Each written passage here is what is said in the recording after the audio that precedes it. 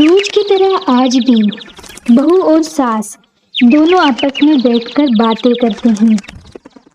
माँ जी, आपको आज का खाना कैसा लगा? आज मैंने एक नई रेसिपी बनाई थी, वो मैंने इनके मोबाइल में यूट्यूब पर देखी थी। आप बताइए, आपको कैसा लगा? हाँ बहू, तो सही कह रही है।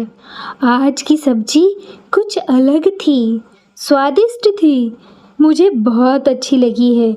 अब से तू यूट्यूब पे देख देख कर अच्छी अच्छी सब्जी बनाया कर। मेरी बहू भी आजकल सीख रही है चीज़ें। अच्छी बात है बेटा, ऐसे ही सीखते रहा कर। अरे माँ जी, आप भी ना कैसी बातें करती हैं। ये तो उसमें कोई बड़ी बात नहीं है, इन्होंने मुझे सिखा दिया कैसे यूट्यूब चलाते हैं। आजकल तो माँ जी आपको पता है, बच्चे भी ये सब चीज़ें कर लेते हैं, पर मैं अनपढ़, मुझे तो कुछ आता ही नहीं। कभी कभी तो बहुत दुख होता है कि मैं ज़्यादा पढ़ी लिखी क्यों नहीं हूँ। अरे बहू, तू ऐसी बातें मत कर। तू उन पढ़ी लिखी लड़कियों से कई गुना बेहतर है। ऐसी कोई पढ़ी लिखी लड़की नहीं होगी जो इतना स्वादिष्ट खाना बनाना जानती होगी, जो अपने सास ससुर देवर पति सबकी सेवा करती होगी। बहू, तू बहुत अच्छी है और मुझे ऐसी ही बहू चाहिए थी। बेटा, तू मेरी बहू नहीं, बेटी है। अच्छा हुआ कि तू ज़्यादा पढ़ी लिखी नहीं है। पढ़ी लिखी लड़कियों का ना दिमाग खराब रहता है, अपने आप को पता नहीं क्या समझती हैं, आसमान में उड़ती है आसमान में। वो देख बिमला की बहू, उसकी एक बात नहीं सुनती है, जब देखो जब बिमला को ही सुनाती रहती है। राम राम राम, मुझे तो ऐसी बहू नहीं चाहिए रे बाबा। मेरी बहू तो सर्वगुण संपन्न है। और तू देखना, मैं रमेश के लिए भी एकदम तेरे जैसी बहू लेके आऊंगी। हाँ नहीं नहीं माँ जी, ऐसी बात नहीं है। हर पढ़ी लिखी लड़की बेकार नहीं होती। मेरी सहेली है माँ जी, वो बहुत पढ़ी लिखी है, उसने सीए का एग्ज़ाम क्लियर किया है, पर उसमें थोड़ा भी घमंड नहीं है। और हाँ, वो अपने सास ससुर की बहुत सेवा करती है, कभी मुझसे उनकी बुराई तक नहीं करती है। उसका फ़ोन आता है तो वो बताती है कि वो अपनी सास के साथ एकदम दोस्त के जैसे रहती है। मुझे तो सुनकर बड़ा अच्छा लगता है। माँ जी, ज़रूरी नहीं कि हर पढ़ी लिखी लड़की बेकार ही हो। दोनों सास बहू बैठकर इसी तरह से गपशप करते हैं, तभी अचानक गेट पर किसी की आहट सुनाई देती है और दोनों पीछे मुड़कर देखते हैं तो अरे रमेश बेटा, तू आ गया। मुझे आज सुबह से ही लग रहा था कि मेरा बेटा आएगा, क्योंकि मुझे सपने में तू दिखा था। तू आ गया। पर रमेश, ये तेरे साथ कौन लड़की है, बता। ओह गॉड, व्हाट इज दिस। हम लोग इतना ट्रैवल करके आए हैं और आप दोनों यहाँ हमें गेट पे खड़े करवा कर बातें करी जा रही हैं। कोई गेस्ट आता है तो उसके साथ ऐसा करते हैं। हमें बैठने को तो कह दीजिए, हम लोग पहले से ही थके हुए हैं। हाँ हाँ, आओ आओ, तुम लोग बैठिए ना, प्लीज़ अंदर आओ और बैठ के बताओ क्या बात है। रमेश और उसके साथ आई लड़की सोफे पर बैठती है।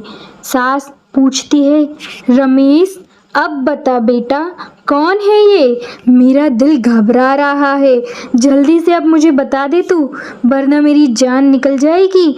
तू क्या छुपा रहा है? तूने कुछ गलत किया है क्या? हाँ भैया, बताइए ना, क्या बात है? ये कौन है आपके साथ? मेरा भी दिल अब घबरा रहा है। देखिए माँ जी घबरा रही हैं, आप हमें जल्दी से बता दीजिए क्या मामला है। माँ, ये अनाया है, मैंने इससे शादी कर ली है। शादी कर ली? क्या बकवास कर रहे हो तुम? मैंने तुम्हारी शादी के लिए कितने अरमान सजाए थे। अभी मैं बहू से यही बात कर रही थी कि मैं तुम्हारी शादी ऐसी लड़की से करूँगी, वैसी लड़की से करूँगी, और तुम ये किस लड़की को अपनी पत्नी बना लिया है तुमने? और हम लोगों से बिना पूछे तुमने शादी कर ली? तुम इतने बड़े हो गए हो? आओ अनाया, मैं तुम्हें अंदर लेके चलती हूँ। तब तक माँ और भैया अच्छे से बात कर लेंगे। जेठानी देवरानी को लेकर अंदर आ जाती है। रमेश बेटा, तुझसे ये उम्मीद बिल्कुल भी नहीं थी। हमारी कितनी उम्मीदें थी तुझसे। तूने ये क्या किया बेटा? किसी को भी बिना बताई शादी कर ली? क्या हमने तुझे इतनी मेहनत करके शहर इसलिए भेजा था कि तू हमें बताए बिना घर में बहू ले आएगा, वो भी एक विदेशी बहू? उसके कपड़े देखे तूने? देखिए माँ, कपड़ों से कुछ नहीं होता है। वो पढ़ी लिखी है, मॉडर्न है, पर हाँ, उसमें संस्कार भी कूट कूट कर भरे हुए हैं। वो एक अच्छी फैमिली से है। बस उसके पापा उसकी शादी कहीं और करना चाहते थे, इसीलिए शादी करनी पड़ी। माँ, वो एक अच्छी लड़की है, आप उसे थोड़ा टाइम तो दीजिए।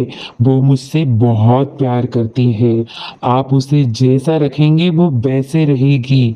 वो भाभी से सब कुछ सीख लेगी। आप देखना, अगर आप नहीं चाहोगे कि वो ऐसे कपड़े पहने तो वो नहीं पहनेगी। माँ, वो एक पढ़ी लिखी लड़की है, उसके ख्याल भी मॉडर्न है, पर वो इतनी भी मॉडर्न नहीं है कि उसे कुछ पता ना हो। वो भाभी की तरह एक बहुत अच्छी लड़की है। आप उसे आजमा कर तो देखो माँ। ऐसे बिना किसी को जाने आप कैसे पता कर सकते हो कि वो कैसे है? किसी के कपड़े से नहीं पता चलता माँ कि वो कैसी है। और अनाया तो एक बहुत अच्छी लड़की है, तभी तो मुझे उससे प्यार हो गया माँ। देख, तू कितनी ही उसकी बड़ाई कर ले, पर मुझे ये शहर की लड़कियां बिल्कुल भी नहीं पसंद। पर अब तूने शादी कर ली है तो क्या कर सकते हैं, झेलना तो पड़ेगा ही। देखते हैं कैसी लड़की है। चल जा, अभी जाके हाथ मुंह धो ले और रेडी हो जा। मैं बहू को बोलती हूँ कुछ बनाती है तुम लोगों के लिए। What happened? तुम मुझे यहाँ क्यों ले आई हो? क्या मैं किचन में रेस्ट करूँगी? बताओ मुझे, किचन में क्यों लेके आ गई हो? चलो मुझे जल्दी से अपना रूम दिखा दो। I am so tired. देखो अनाया, यहाँ सिर्फ 2 रूम है। एक है किचन और दूसरा जहाँ पर अभी रमेश भैया और मम्मी जी बैठे हुए हैं। किचन में मैं और मेरे पति सोते हैं और बाहर मम्मी जी सोती हैं। तो तुम्हें यहीं पर काम चलाना होगा।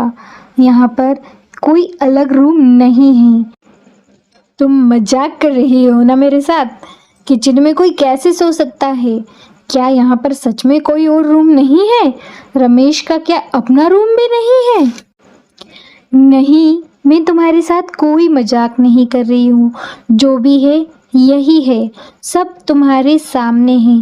क्या शादी से करने से पहले तुमने इस बात का पता नहीं किया था कि रमेश कहाँ रहता है, कैसे रहता है? ओह शट अप, गबार कहीं की।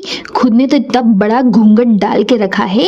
इस दुनिया में क्या सही है क्या गलत है मुझे सिखाएगी तू, गवार घूंघट वाली। चल जाने दे मुझे यहाँ से। रमेश, रमेश, रमेश, यहाँ तो एक बेडरूम तक नहीं है, तुम मुझे यहाँ लेके आए हो।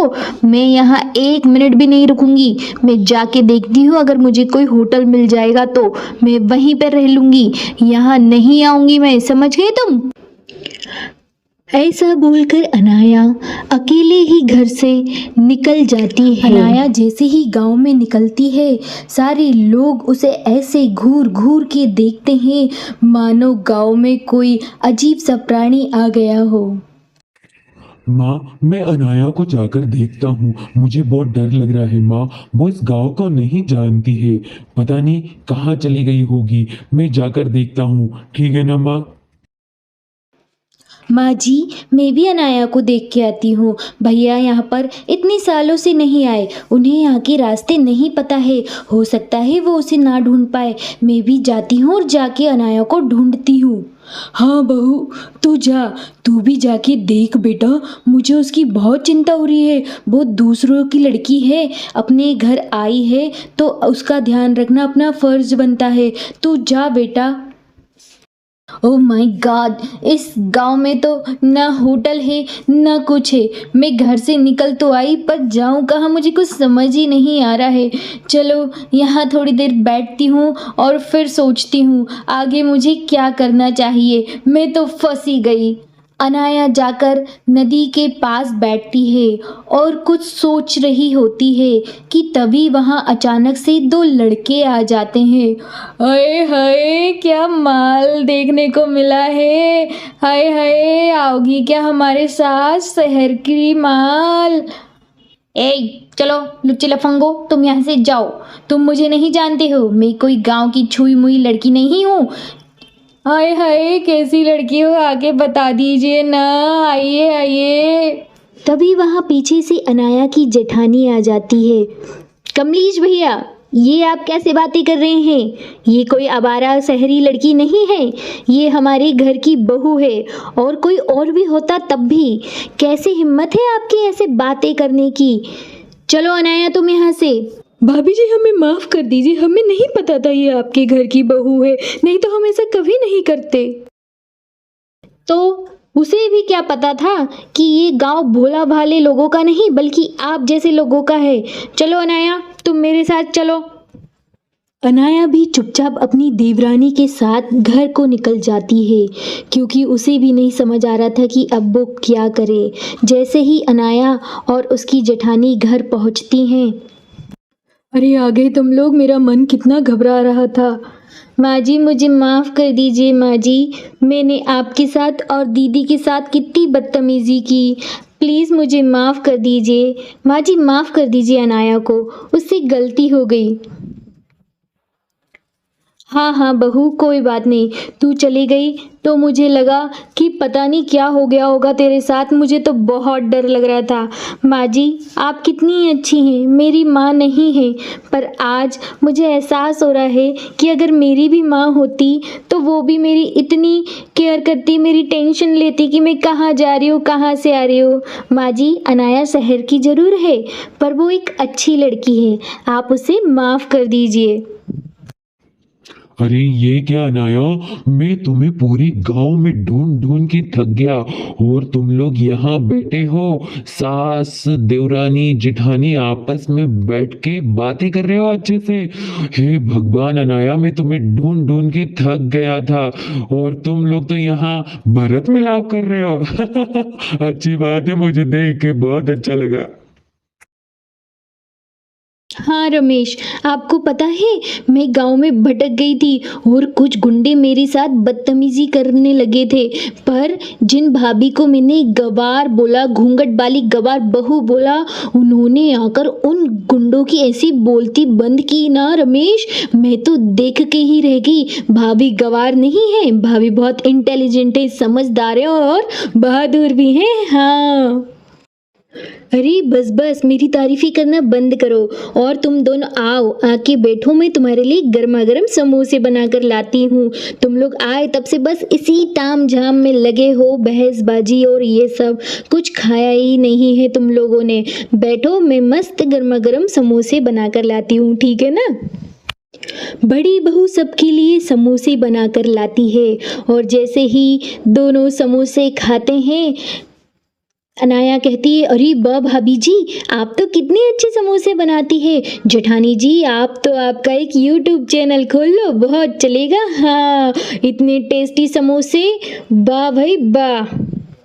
अरे अनाया, मुझे कहाँ आता है ये सब, यूट्यूब पर वीडियो बनाना ये वो।